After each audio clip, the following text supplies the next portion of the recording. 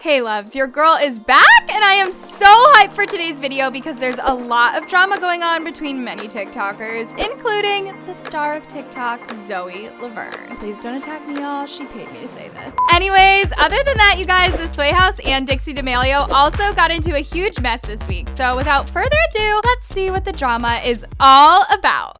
I think we have to give it up for Zoe Laverne for moving on from shading Charli D'Amelio to Avani Greg. Now that's some personal growth. No, in all seriousness, you guys, there's a lot going down between Zoe and Avani at the moment. But that doesn't mean that Zoe Laverne doesn't have more drama going on, because none other than Connor, the 13-year-old boy that Zoe allegedly groomed, had some things to say about Zoe and her entire scandal with him. Coming at me for something that I did is completely unnecessary because, like I said, it doesn't involve you. And again, like I said, all you're going off of was a video. You don't know the actual story. You don't know what actually happened. So please stop with the grooming comments, because I was not groomed. And trust me, I've looked up the definition. I've looked into the actual thing of being groomed. I looked at it, and that's nothing near of what happened. After Connor made it very clear that he wasn't groomed by Zoe, the situation kept getting worse when he stood up for Zoe for the second time. And, well, here's what he had to say. I wasn't groomed. Stop talking about a situation that never involved you and stop using this for clout. Mind your business. While Connor was trying to stop people from spreading false information on social media, Zoe also addressed the scandal in her own way. And, yeah, she failed at it again. One question, did you apologize for doing that to Connor? I'm not being rude, I'm just asking. Yes, I did, but I didn't groom Connor. Connor even told y'all himself he wasn't groomed. Yes, girl, give us nothing!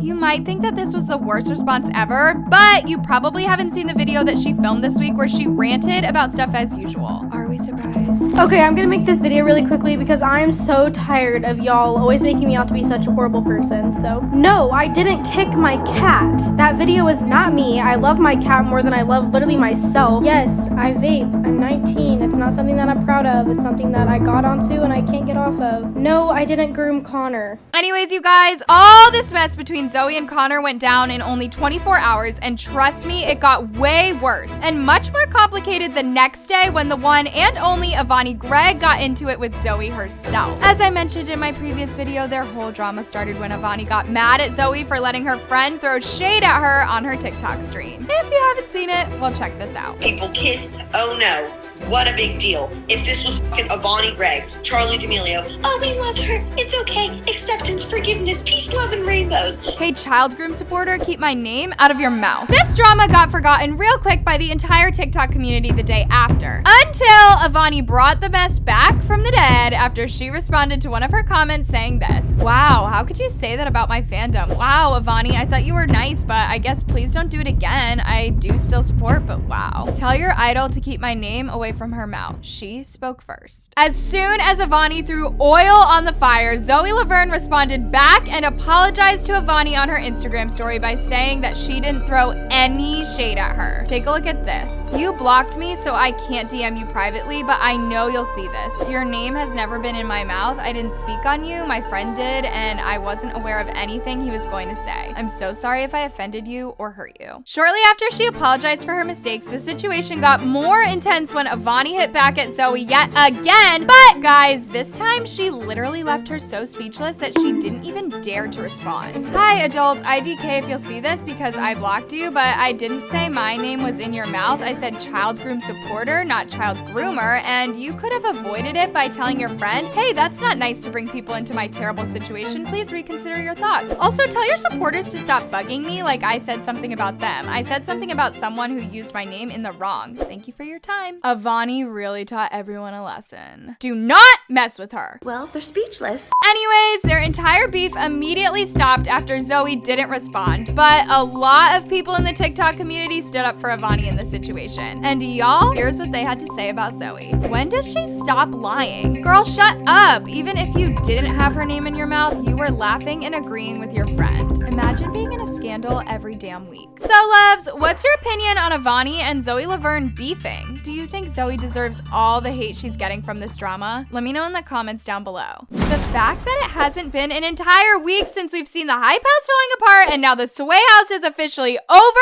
as well. 2020 must have been tired with all these TikTok houses. So I'm not sure if you guys have seen my recent recap videos that I posted this week, but just recently the owner of the hype house, Thomas Petru, somehow gave us tons of hints that the hype house could be officially over very soon. A lot of fans witnessed the downfall of the house earlier this week when their own merch was being sold at Target, and of course that clearly explains a lot. However, the sad news here is that the hype house wasn't the only house who went extinct all of a sudden. In fact, the Sway house could also be over very soon. Not a day ago, both Sway members Blake Gray and Quentin Griggs surprised many fans when they removed Sway from their bio. And guys, Blake made it even more obvious that the Sway house is over when he said this on Twitter: "All good things must come to an end at some point."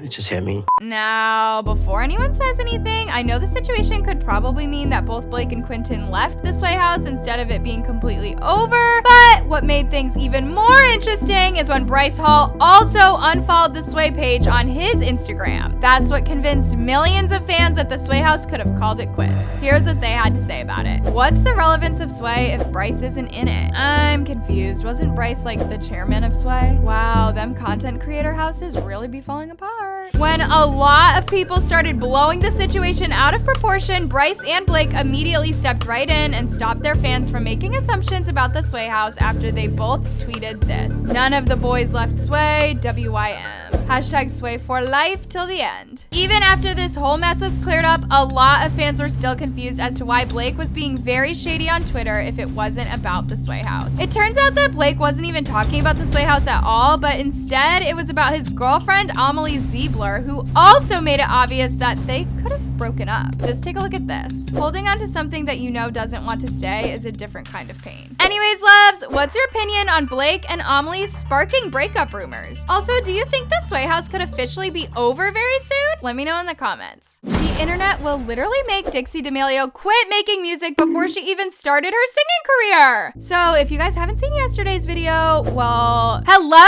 What are you waiting for? No guys, all jokes aside, let me give you a small recap on what went down in the D'Amelio family this week. So as many of you know, Dixie D'Amelio surprised many of her fans with new music, and it wouldn't be a successful announcement if she didn't receive any hate from it. So as soon as she posted just the teaser, she quickly got bullied and destroyed by many fans around the internet. But y'all have to remember that this all went down before the song was even released, and I'm pretty sure y'all can imagine the disaster that happened when the song was finally out. Yeah guys, people were literally bullying Dixie all over social media for making another song that sounds like Kids Bop. I low-key like her song. It reminds me of Kids Bop. Singing isn't for everybody. Is it just me, or did a third grader make the lyrics of that song? Boy, not even Justice would play her song. While many people were throwing hate at Dixie, some took it way too far and started accusing Dixie of copying a bunch of scenes from Taylor Swift's old music videos. Anyways, after days of people accusing and bullying Dixie for her music, she actually had something to say to people who threw unnecessary hate at her before the song was even released. Here's what she said. The snippet, I don't think anyone's ever seen a trailer before because trailer has like a countdown and then the song. And then everyone judges song over the first 5 seconds. So I get it. But give constructive criticism. Don't tell me to f***ing go to therapy for a song you don't like. After Dixie stood up for herself and clapped back at her haters, James Charles also came to her defense as well in a tweet saying this: "Y'all clowned Dixie D'Amelio for 6 seconds of a song, and now that it's released, one whole day is one whole bop." So loves, what's your opinion on Dixie still getting bullied for her song? Also, what did you think of today's juicy recap? Let me know in the comments down below. I love you so much.